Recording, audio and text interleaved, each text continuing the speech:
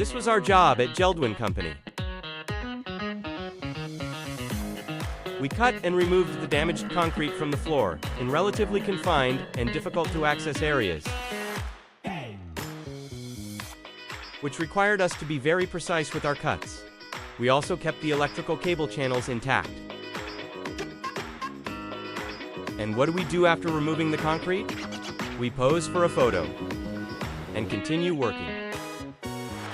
We place iron rods to ensure the structure is resistant to the weight and the passage of time. Once we make sure the rods are secure, it's time to pour the concrete, always using the type of concrete that best suits the location. We smoothed, corrected details, and outlined the ends and the electrical cable channels.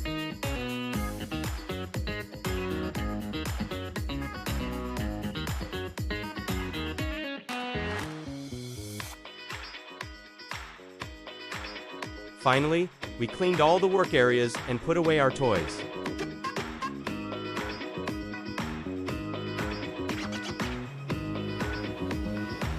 Another job completed satisfactorily. Cut, drill, and saw.